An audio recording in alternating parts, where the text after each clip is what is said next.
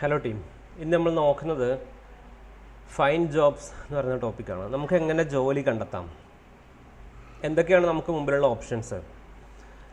നമ്മൾ നേരത്തെ discuss ചെയ്തിട്ടുണ്ടായിരുന്ന job പോർട്ടൽസിനെ കുറിച്ച്. ഒരുപാട് ജോബ് പോർട്ടൽസ് ഇന്ത്യയിലും മറ്റ് പല കൺട്രീസിലും പോപ്പുലറായിട്ടുള്ള ഒരുപാട് ജോബ് പോർട്ടൽസ് ഉണ്ട്. അതുവഴി നമുക്ക് ജോബിന് വേണ്ടി സെർച്ച് ചെയ്യാൻ പറ്റും. ഇത് കൂടുതലെണ്ണം ഫ്രീ ആയിട്ടുള്ള ജോബ് പോർട്ടൽസ് ആണ്. ഇവർ പേയ്മെൻറ്റ് വാങ്ങിക്കുന്നത് കമ്പനിയുടെ സൈഡിൽ നിന്നാണ്. അവർക്ക് പ്രൊഫൈൽ കാണാൻ വേണ്ടി, ജോബ് സീക്കേഴ്സിൻ്റെ പ്രൊഫൈലും ഡീറ്റെയിൽസും കാണാൻ വേണ്ടി കമ്പനിയുടെ സൈഡിൽ നിന്ന് ഈ ജോബ് പോർട്ടൽസ് എല്ലാം പേയ്മെൻറ്റ് വാങ്ങിക്കുന്നുണ്ട്. പക്ഷേ ചില ജോബ് പോർട്ടൽസ് ഇപ്പോൾ ലിങ്ക്ഡിനിലെല്ലാം പ്രീമിയം സർവീസുകൾ എടുക്കാനുള്ള മിക്കവാറും കുറേ എണ്ണത്തിലുണ്ടത്. പ്രീമിയം ആയിട്ട് നമുക്ക് ഈവൻ ജോബ് സീക്കേഴ്സിന് പ്രീമിയം അക്കൗണ്ട് എടുക്കാൻ പറ്റും. അങ്ങനെ പ്രീമിയം അക്കൗണ്ട് എടുക്കുന്ന സമയത്ത് നമ്മുടെ പ്രൊഫൈല് അവർ കുറച്ചും കൂടെ ഹൈലൈറ്റ് ചെയ്യും. കമ്പനീസ് സെർച്ച് ചെയ്യുന്ന സമയത്ത് നമ്മുടെ പ്രൊഫൈൽ അവർ കുറച്ചും കൂടി ഹൈലൈറ്റ് ചെയ്തിട്ട് കാണിച്ചു കൊടുക്കും. അപ്പോൾ നമുക്ക് കുറച്ചും കൂടി ജോലി കിട്ടാനുള്ള സാധ്യത ഇത്തിരിയും കൂടെ കൂടുതലാണ്. നമ്മളെ ജോലി കിട്ടാൻ നമുക്ക് പറഞ്ഞുകൂടാ, നമ്മളെ പ്രൊഫൈൽ അവർ ക്വിക്കായിട്ട് കാണാനുള്ള സാധ്യത വളരെ കൂടുതലാണ്. നമ്മൾ അതിനു വേണ്ടി ടെക്നോളജി അറിയുന്നുണ്ട്, പ്രാക്ടീസ് ചെയ്യുന്നുണ്ട്, പ്രോജക്റ്റ് എല്ലാം ഉണ്ടെങ്കിൽ മാത്രമേ നമുക്ക് ജോലി കിട്ടുള്ളൂ. പക്ഷേ ഇനീഷ്യലി നമ്മുടെ പ്രൊഫൈൽ അവർ കാണണമല്ലോ, എന്നിട്ട് അവർ വിളിക്കണമല്ലോ. അതാണല്ലോ ആദ്യത്തെ സ്റ്റേജ്. അതിനുള്ള സാധ്യത കുറച്ചും കൂടെ കൂടുതലാണ്. അങ്ങനെ പെയ്ഡ് ആയിട്ടുള്ള കുറേ ജോബ് പോർട്ടൽസ് ഉണ്ട്. അതിന് പ്രീമിയം സർവീസ് എന്നാ പറയാം. മിക്കവാറും കുറേ എണ്ണത്തിൽ അങ്ങനെ ഉണ്ട്. ഇനി ഇത് കൂടാതെ നിങ്ങൾക്ക് ഇൻഡിവിജ്വലി ഇപ്പം നിങ്ങൾ ടാർഗറ്റ് ചെയ്യുന്ന ഏരിയ, ഇപ്പം നിങ്ങൾ ടാർഗറ്റ് ചെയ്യുന്നത് ഇപ്പം കേരളത്തിലാണെന്നുണ്ടെങ്കിൽ, അല്ലെങ്കിൽ നിങ്ങൾ ടാർഗറ്റ് ചെയ്യുന്നത് കൊച്ചിയിലാണ് അല്ലെങ്കിൽ കോഴിക്കോടാണെന്നുണ്ടെങ്കിൽ, അവിടെയുള്ള IT കമ്പനീസ് നിങ്ങൾക്ക് ഗൂഗിൾ സെർച്ച് ചെയ്ത് നോക്കിയാൽ നിങ്ങൾക്ക് കിട്ടും. അങ്ങനെയുള്ള ഓരോ IT കമ്പനീസിൻ്റെ ലിസ്റ്റ് എടുക്കുക, ഓരോ കമ്പനീൻ്റെയും വെബ്സൈറ്റ് എടുക്കുക. വെബ്സൈറ്റ് എടുത്തിട്ട് അതിൽ കരിയർ എന്ന് പറയുന്ന പേജ് ഉണ്ടാവും. മിക്കവാറും എല്ലാ കമ്പനിയുടെ വെബ്സൈറ്റിലും ഉണ്ടാവും.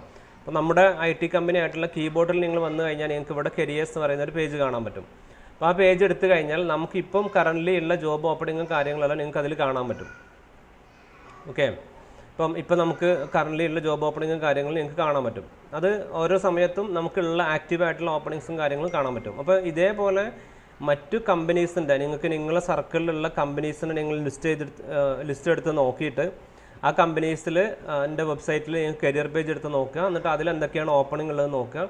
എന്നിട്ട് അതിൻ്റെ റിക്വയർമെൻ്റ് എല്ലാം മനസ്സിലാക്കിയിട്ട് അതിന് വേണ്ടി അപ്ലൈ ചെയ്യാൻ തുടങ്ങാം. ഓക്കെ, അതേപോലെ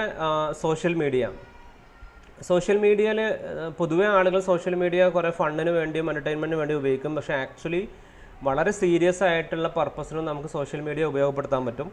സോഷ്യൽ മീഡിയയിൽ ഓരോ കമ്പനിക്കും സോഷ്യൽ മീഡിയയിൽ അവർ പേജ് ഉണ്ടാവും. അതിൽ അവർ ഓരോ ജോബ് ഓപ്പണിംഗ് വരുന്ന സമയത്ത് അതിലൂടെ അവർ അനൗൺസ് ചെയ്യും.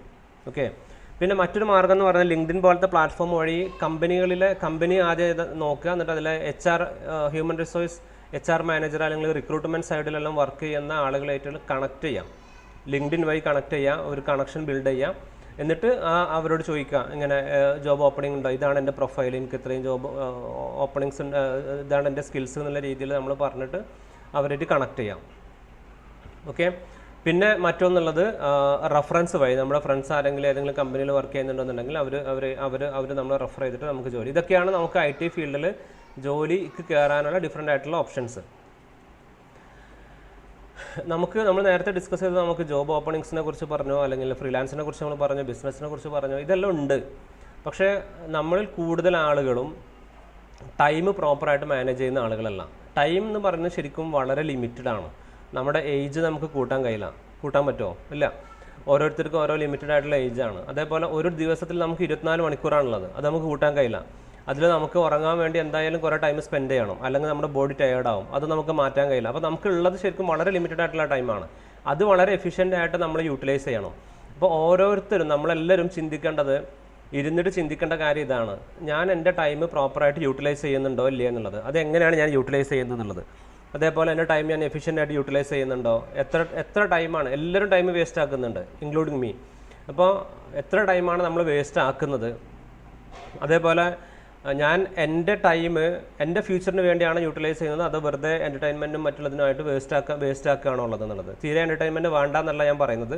നമ്മുടെ ഫ്യൂച്ചറിന് വേണ്ടി ഒന്നും ചെയ്യാതെ എൻ്റർടൈൻമെൻറ്റ് മാത്രം കാണുന്നത് കൊണ്ടും അല്ലെങ്കിൽ എൻജോയ് ചെയ്യുന്നതുകൊണ്ടും ഒന്നും നമുക്ക് നേടാൻ പറ്റില്ല. അപ്പം നമ്മൾ ഓരോരുത്തരും ചിന്തിക്കേണ്ടത് എൻ്റെ ടൈം ഞാൻ എൻ്റെ ഫ്യൂച്ചറിനാണോ ഉപയോഗിക്കുന്നത് അതോ വേസ്റ്റ് ആക്കുകയാണോ എന്നുള്ളത്.